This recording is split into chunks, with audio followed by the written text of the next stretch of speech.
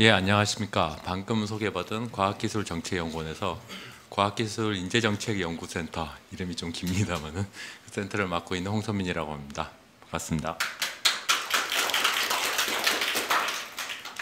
예, 사실 오늘 되게 어려운 주제, 사실 진짜 어려운 주제를 갖다가 요청을 해주셔서 좀 고민을 많이 했습니다만은 어쨌든 분명히 짚어야 될 상황인 것 같고, 더구나 이게 아주 더 앞으로는 점점 더 큰 제약 요건이 될 것 같아서 이제 뭔가를 좀 바꿔야, 우리나라 사회 전체가 좀 바뀌어야 될 부분이 필요하지 않나라는 의미에서 아주 구체적인 방안이라기보다 뭔가 바꿔 나갈 방향을 찾는 그런 발제로 좀 기존의 연구들을 좀 정리해 봤습니다. 예, 인구 감소에 따른 핵심 연구 인력 고갈 위기라는 것들, 이게 참 말 그대로 고갈이 될 수도 있습니다만, 이 고갈 하여튼 이 부분도 핵심 연구 인력 고갈과 인구 감소, 이 부분이 어떻게 연결될지에 대해서도 좀 더 고민해 봐야 될 것 같고, 그 속에서 이공계 대학원은 혼자 할 수 있는 건 아니라고 생각합니다만, 어쨌든 그거를 둘러싸고 이 공급처를 둘러싸고 어떤 일들이 벌어져야 될까에 대한 말씀을 좀 드려보겠습니다. 목차입니다.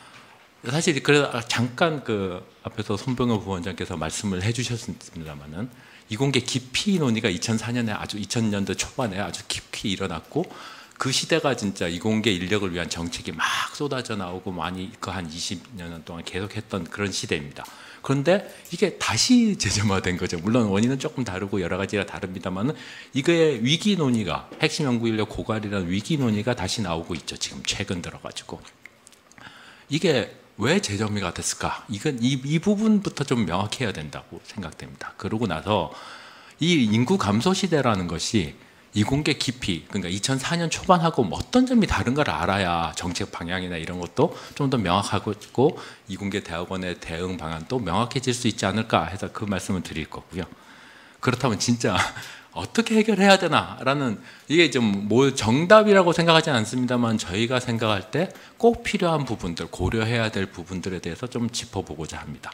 그 속에서 이공계 대학원의 역할과, 약간 이공계 대학원이 해야 될 일도 있지만 사실 혼자 할 수 있는 일은 분명히 아니라고 생각됩니다. 그래서 다른 산학연 정부가 어떻게 이것들을 같이 해 나가야 될지, 이런 얘기까지 하고 마무리 지으려고 합니다.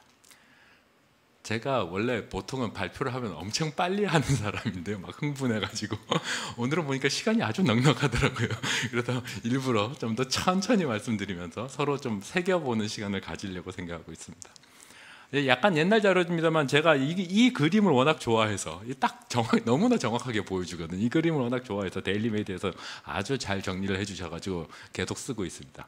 2021년에 나온 자료 인구 추계입니다. 지금 조금 바뀌긴 했지만 거의 기본 추세는 같죠. 2020년을 정점으로 해서 우리나라 감소가, 이게 소위 데드 크로스라고 하죠. 태어나는 사람이 줄어든 겁니다. 더 작아진 거죠. 돌아가시는 분들보다.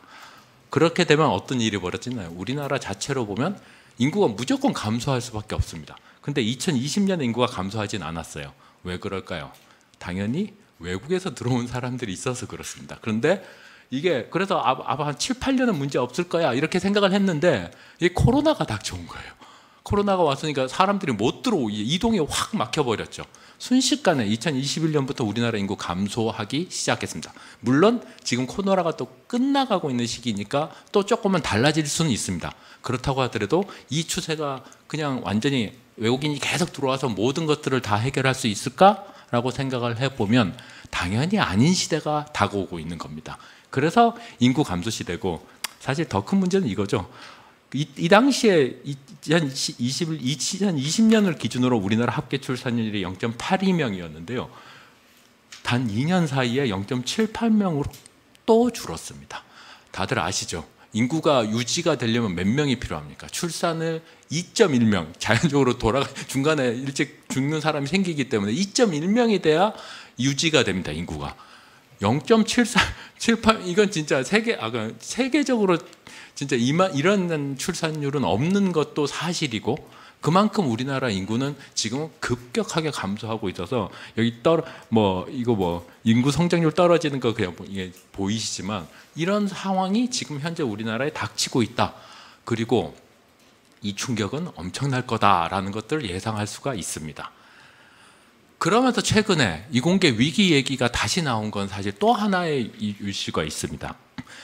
앞에 최근 인재가 중요하다는 얘기는 어디에서든지 많이 나오고 모두 다 얘기하고 있기 때문에 사실 그래서 저희가 특히 과학기술이 중요해지면서 동시에 그 과학기술을 혁신을 담당하는 인재가 중요해지는 이런 것 때문에 진짜 연구할 게 너무 많구나라는 걸 고민하고 있는 게 저희의 현실입니다. 근데 그에 비해서 참 어렵다라는 생각을 또 많이 하게 되는데 그 얘기는 나중에 또 자세히 드리도록 하고요. 2000년대 초에 이공계 기피와 아주 유사해 보이는 우수인재의 의학계열 선호 그리고 대학원 입학 자원의 감소 같은 현상들이 최근에 나타났습니다. 신문 다 보셨죠? 디지털 타임즈에서는 반도체 인재 15만 명 양성한다고 했는데 일찌감치 포기하고 의학계열을 선택하지 않았을까라고 예상이 된다. 물론 이건 예상입니다. 그리고 사실 전부 다 그러지도 않았을 거예요. 당연히 아시다시피 요즘은 합격이 돼도 딴 데 가는 케이스가 많으니까요. 대학 입시 자체에서. 그리고 동아일보에서도 이공계에 불합격된 의대라고 해서 포스텍과 4대 과기원 학생 중 자퇴생이 한 1100명 되는데 이것도 약간은 추정입니다. 이들 중에 대부분 은학계열로 다시 진학하지 않았을까? 그런 사례들이 있는 건 사실입니다. 근데 그게 이제 어디까지는 좀 다르게 이런 얘기가 그러니까 약간의 양적인 문제와 더불어서 질적으로도 우수한 인재가 이제 이공계를 안 오는 거 아니야? 이거는 교수님들은 아마 많은 분들이 느끼고 계실 겁니다. 이공계 교수님들은 학생들이 뭔가 좀 내 마음에 닿지 않아. 내 마음 이건 사실 다들 아시다시피 요즘 사람들은 싸가지가 없어라는 얘기는 그 옛날 그 크로마뇽 박사인가 원시 시대부터 있었다고 하니까 늘 하는 말입니다만은 이공계 교수님들이나 이제 교수님들을 얘기를 들어보면 학생들이 뭔가 대응하는 게 옛날보다 영 내 마음에 닿지 않아 이런 얘기들을 많이 합니다.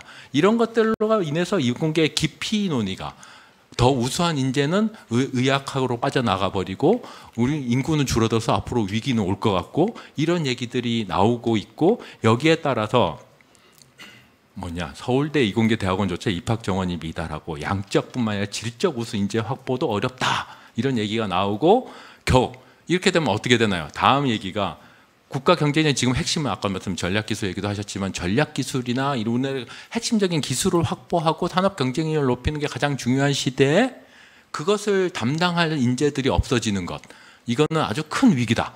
고로 인재 확보 전쟁에서 뒤처지고 국가적 위기가 올 것이다. 느낌표도 있지만 사실 제가 약간 빨간색으로 물음표를 한 것은 이게 바로 이렇게 연결되는 게 아니죠. 당연히 사람이 줄어든다고 해서 그리고 핵심 인재가 이제 사실 이것도 약간 저는 저희가 분석한 데라면 약간 과장됐다고 생각합니다. 우리나라는 과학고하고 영재고가 있고 그 사람들의 대부분이 90% 이상이 이공계에 진학을 해요. 사실 그렇고 있기 때문에 아주 절대적으로 문제다라고까지 얘기할 수 있느냐? 첫째, 둘째, 제가 생각할 때 또 하나의 문제는 이제 진짜 이공계에서 과학기술을 혁신을 이끌 인재가 수능 점수가 높은 인재인가?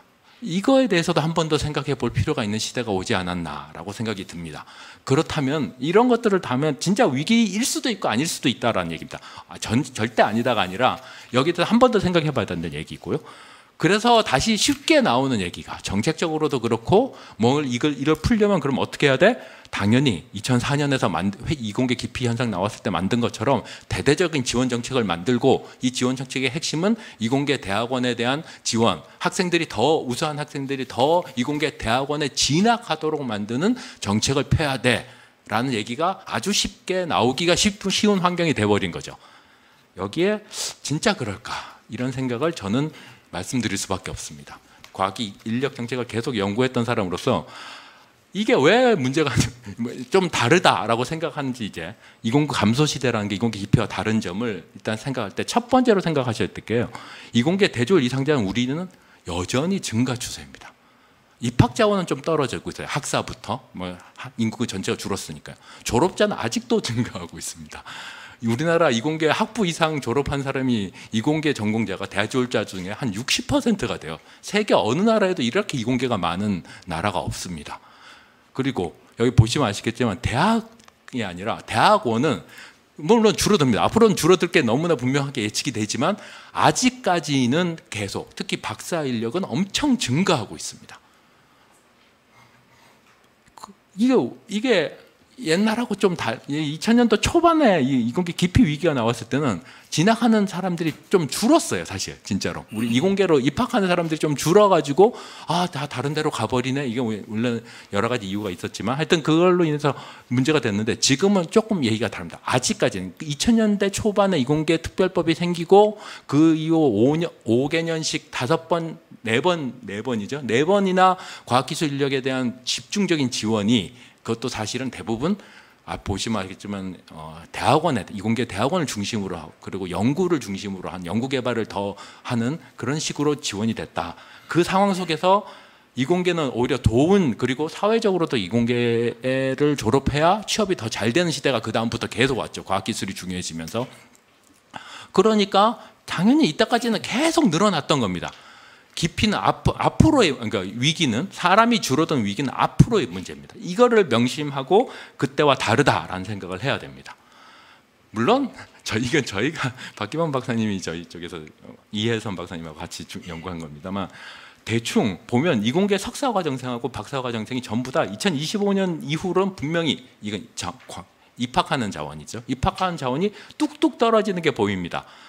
아까도 말씀드렸지만 최근까지도 증가했어요. 그러다 보니까 시나리오 1, 이게 시나리오 1이 파란색입니다.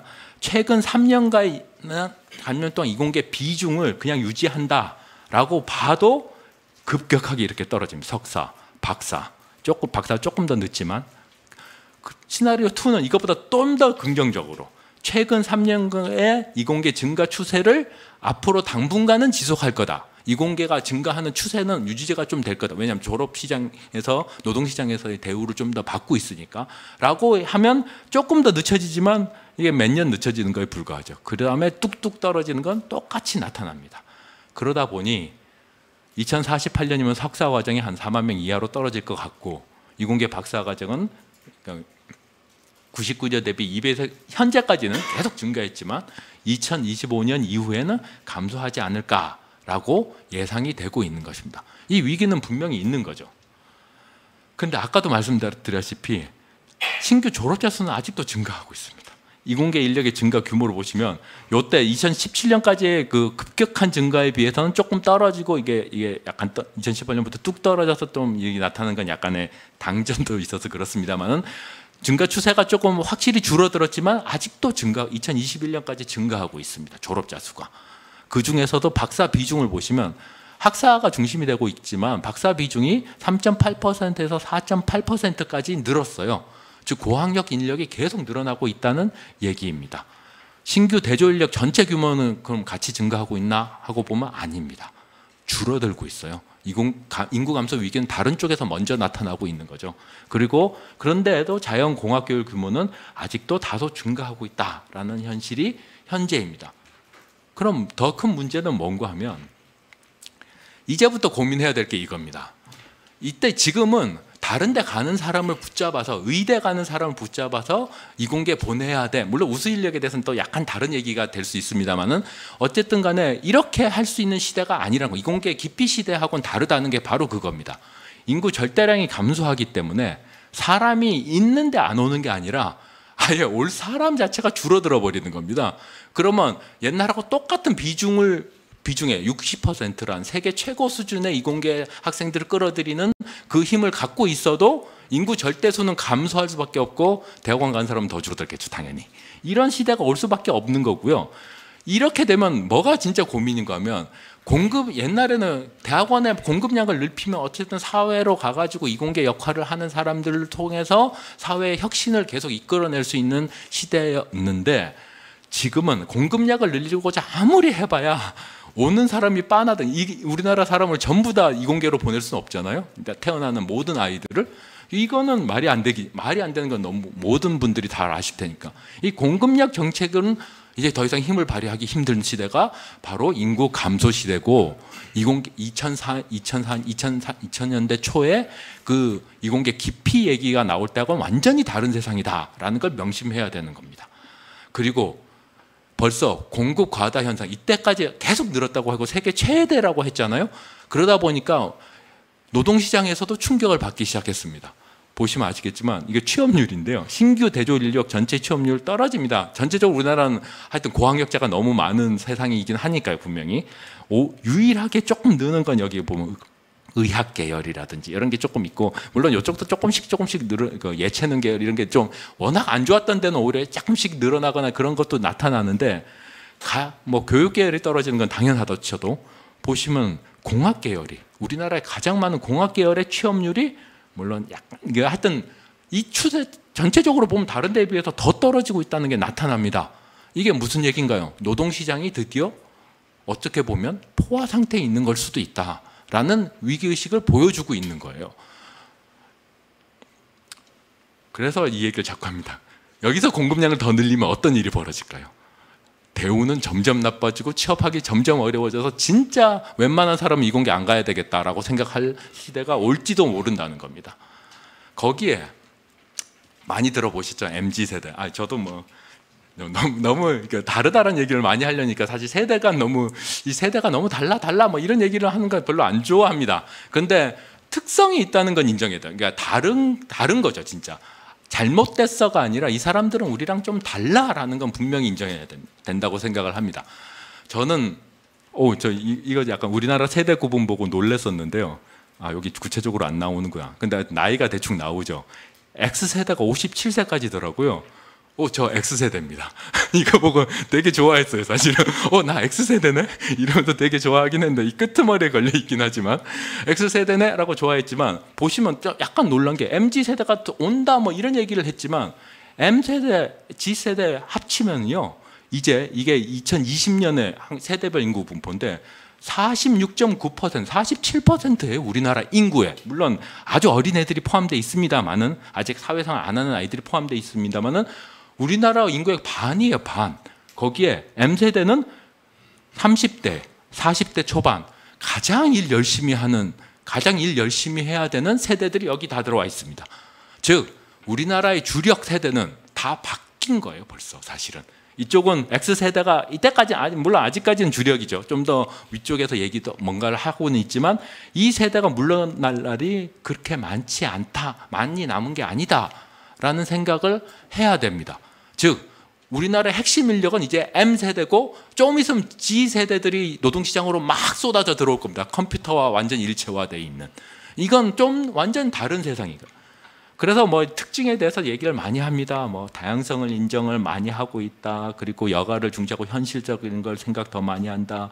뭐 가치도 중시하고 자기가 중심이 돼서 소비를 한다. 디지털에 너무나 익숙하다. 뭐 이런 식으로 재미도 추구한다. 특징들을 잘 정리하고 있습니다. 이 사실이죠.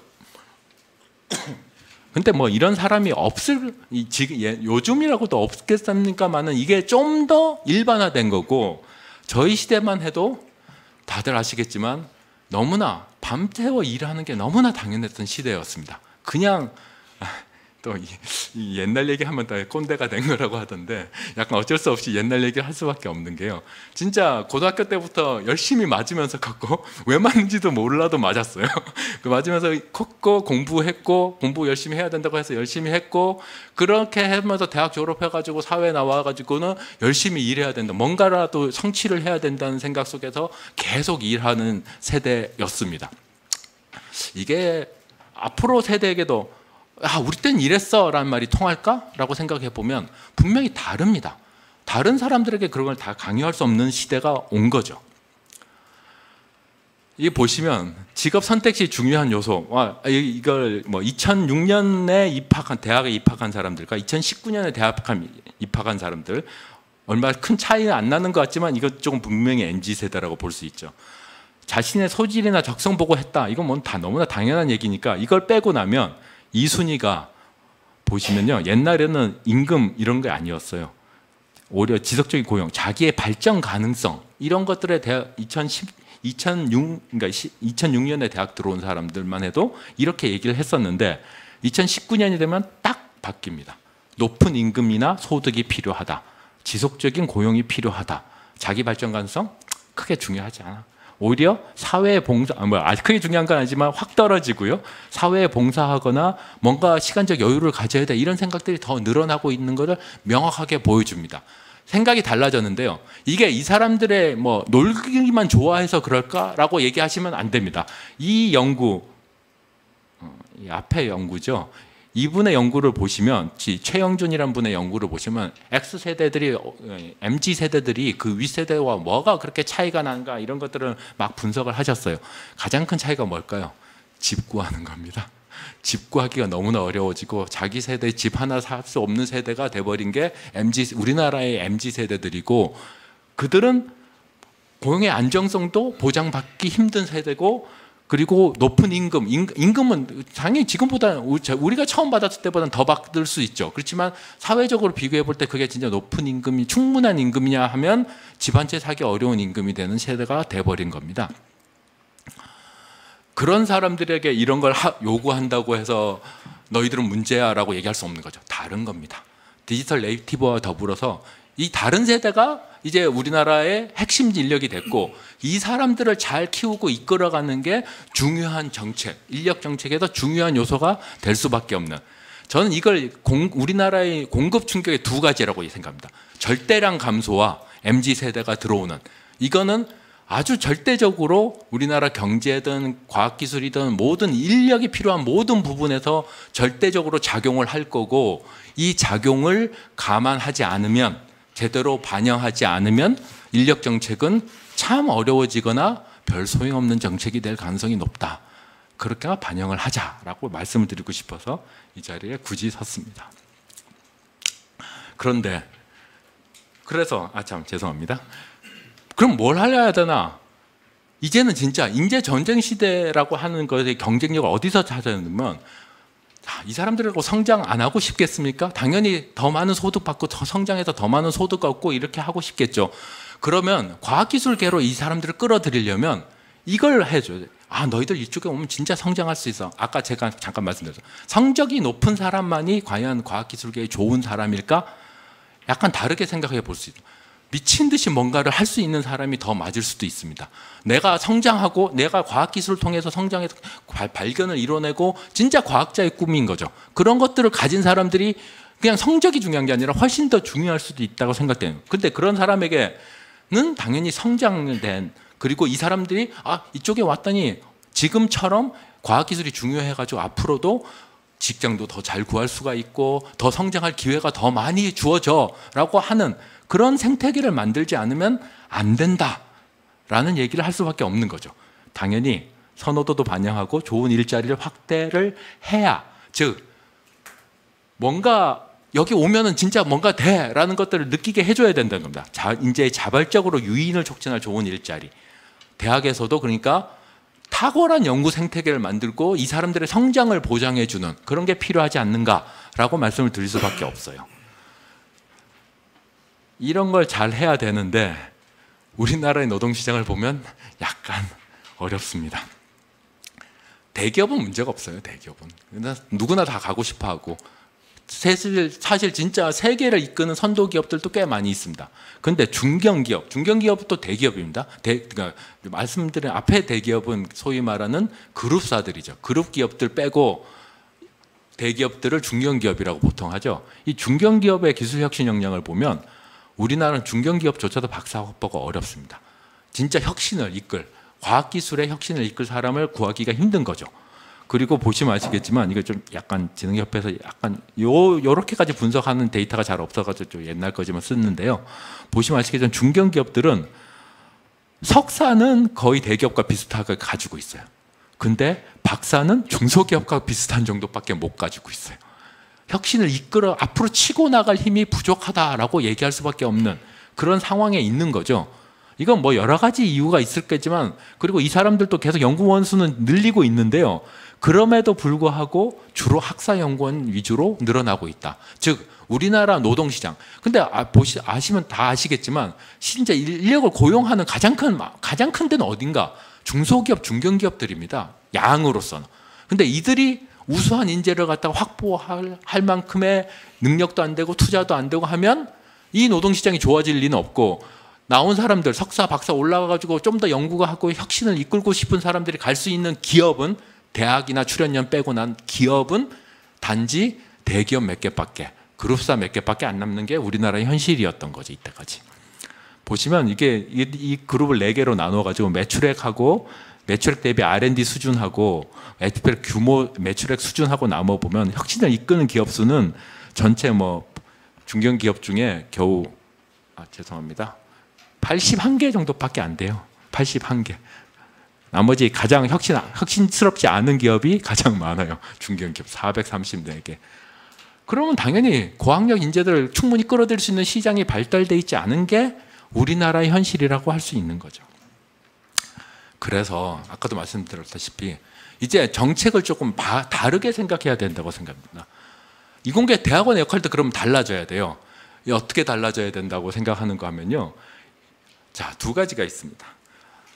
하나는 이공계로 사람을 끌어들이려면 이공계 대학원 자체가 진짜 연구 중심에서는 아주 좋은 연구 생태계를 스스로가 만들었고 성과를 내는 그런 생태계가 돼야 돼요.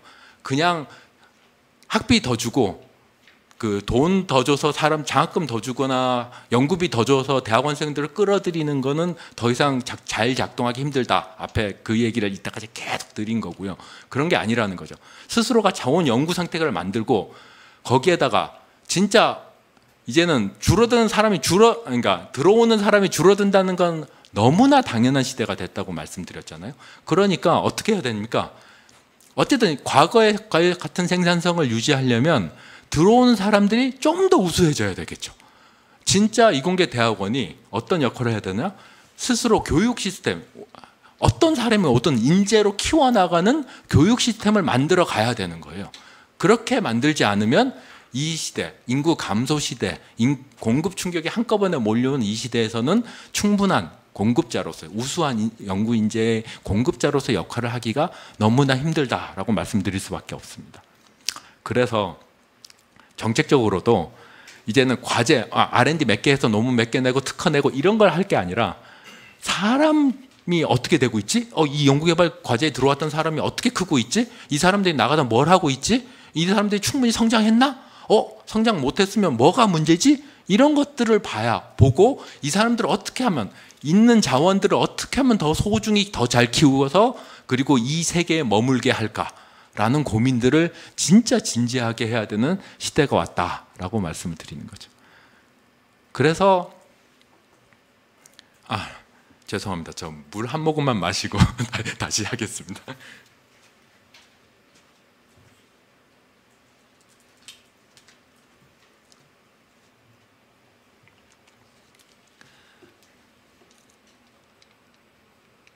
천천히 하는 건 좋은데 천천히 하니까 목이 더 타는 것 같네요. 어떻게 된 게.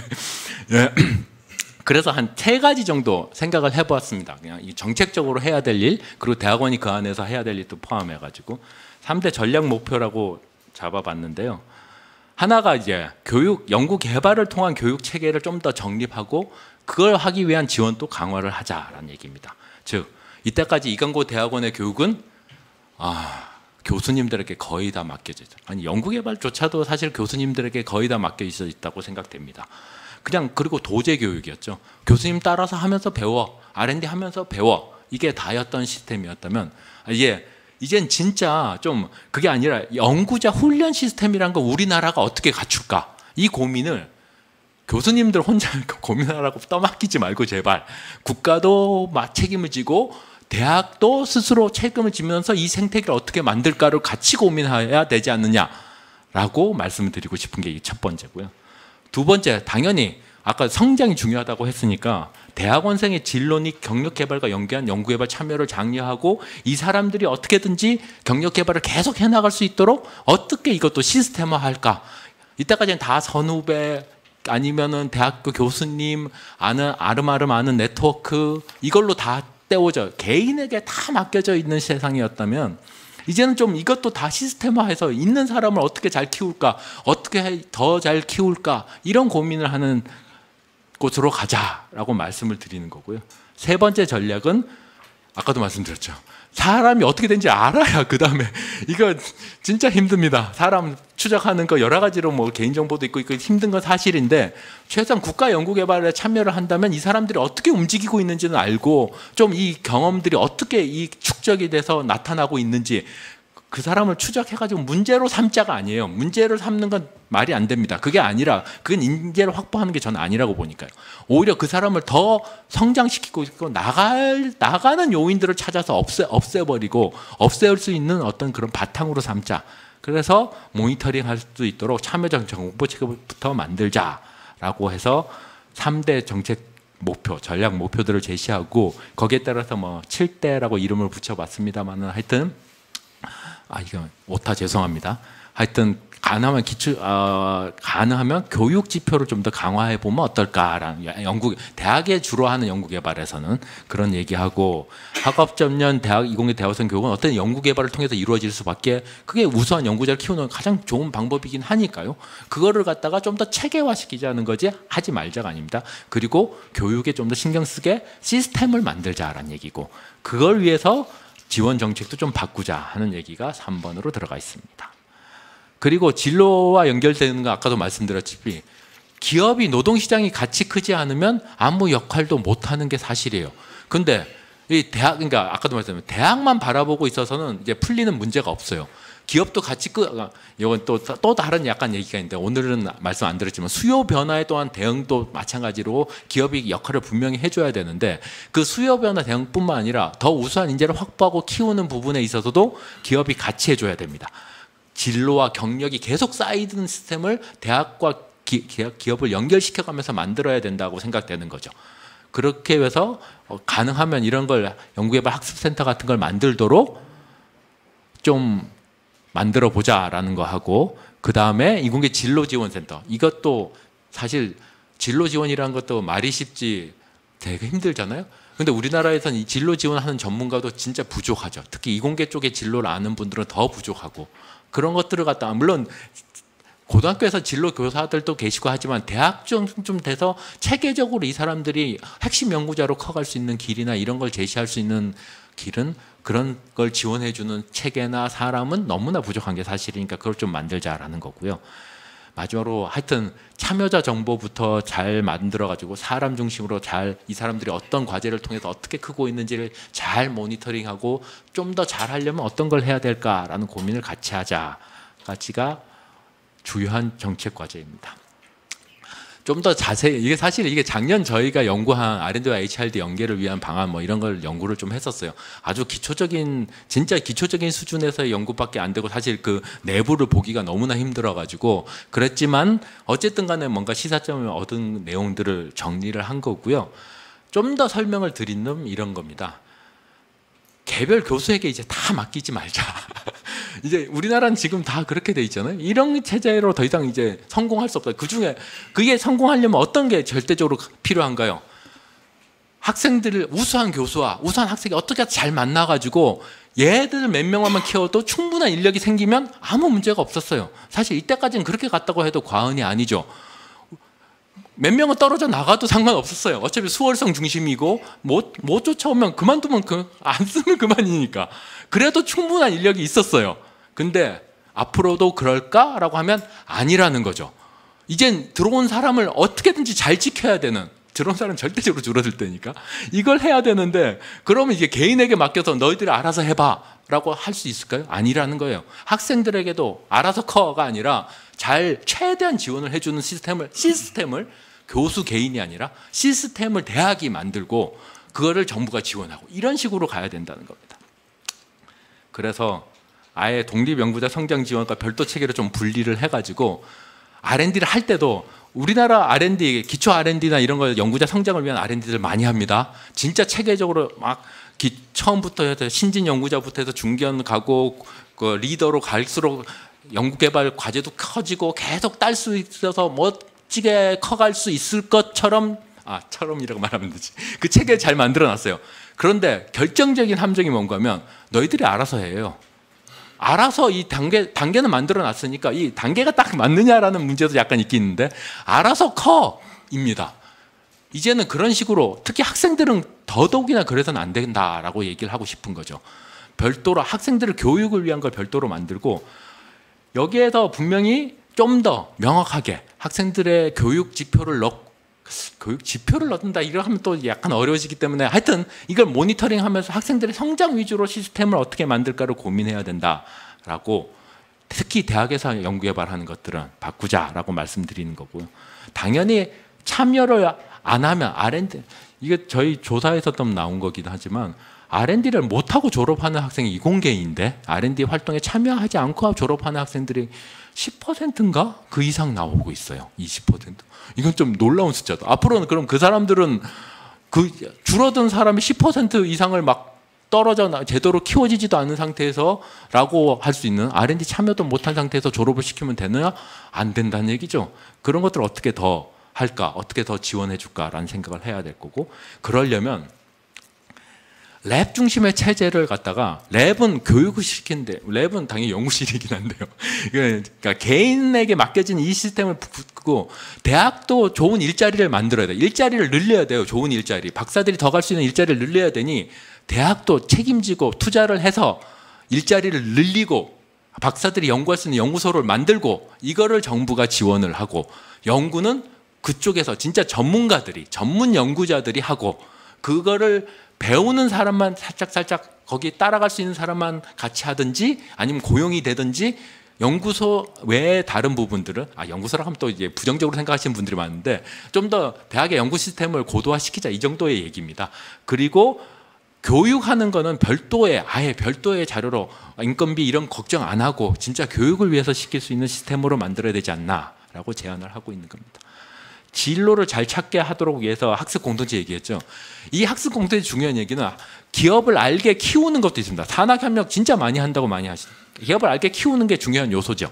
근데 기업을 단지 알게만 하는 게 아니라 여기에 참여하는 기업들이 이 교육에 투자하도록 같이 만들어줘야 된다는 거예요. 같이 투자하지 않으면, 그래서 사람을 확보하려면 더 투자해야 되고 더 인건비 더 내야 되고, 이런 것들에 대해서 기업들도 너무나 당연하게 받아들이는, 그렇게 점점 권하고 그런 기업이 성장할 수 있을 게 너무나 당연하기 때문에 그런 투자를 과감하게 하도록 유도하고 하는 것들을 좀 더 해야 되지 않느냐, 그런 생각이 같이 들어가 있습니다.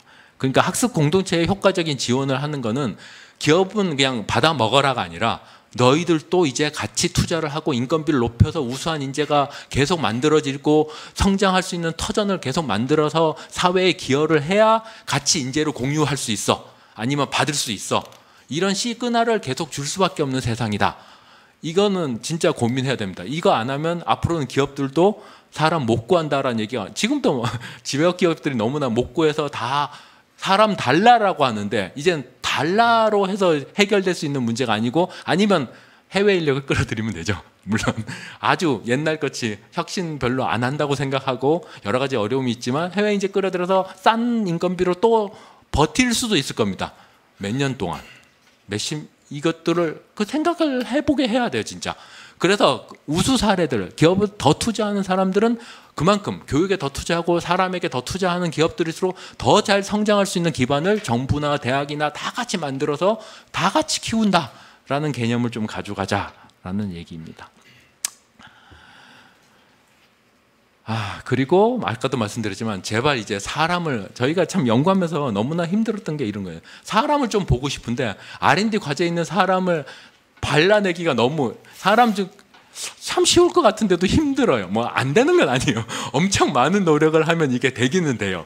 근데 NTI 시스템이 특히 학생들은 거의 지금 안 되는 게 사실이고 연구 책임자나 교수님들 위주로는 약간은 돼요. 연구 책임자를 위주로는 좀 되긴 하지만 이것도 기존 과제 중심의 정보 체계를 다 뒤바꿔야 되니까, 추적해야 되니까 엄청난 노력이, 이제 챗 GPT가 생겼으니까 좀 노력이 줄어들지는 모르겠습니다만은, 지금 그렇다고 해서 이 시스템을 그냥 계속 가자라고 할 수 없다고 저는 생각하는 거죠.